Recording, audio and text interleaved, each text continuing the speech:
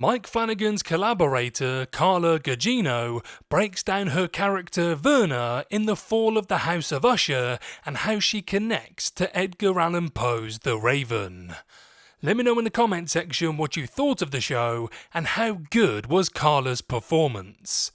But before I'm minding my own business on a bench and Edgar Allan Poe's Raven decides he doesn't like me and drops an albatross-sized shit on my shoulder...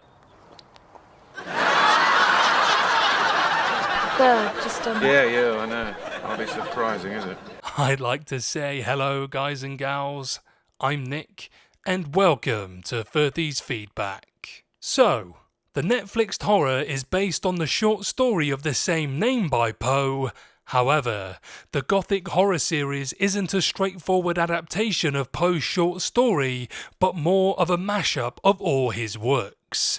Hence, Verna is inspired by the poet's arguably most famous work, The Raven, and is even an anagram of the symbolic raven in the story. In an interview with Tudum by Netflix, you know,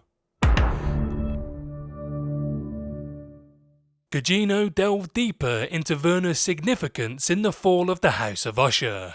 Gugino has worked with Flanagan in The Haunting of Hill House and Gerald's Game.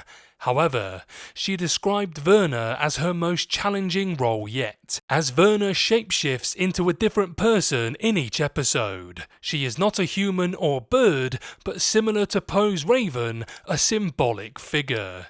The biggest challenge for Gugino was differentiating every version of Verna.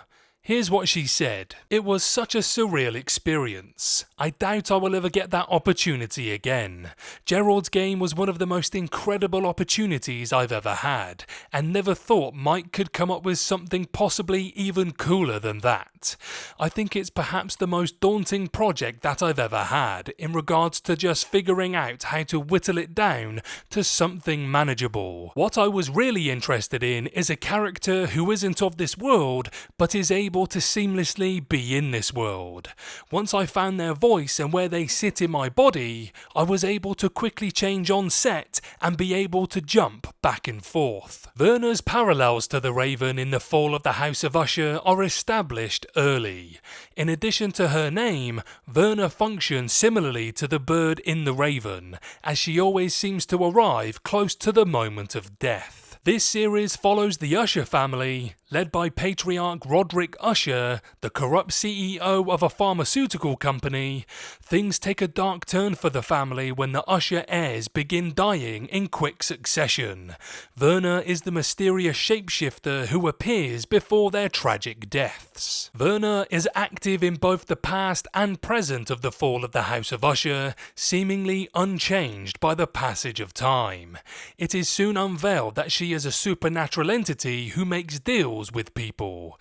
In the case of the Ushers, she made a deal with a young Roderick and his sister Madeline. She offered them a chance to escape immediate consequence for their criminal actions by passing the price onto the future generations of Usher, condemning them to early and gruesome deaths while Roderick and Madeline temporarily lived wealthy lives. Poe's The Raven is a story about the inescapable grief and its long-lasting impact.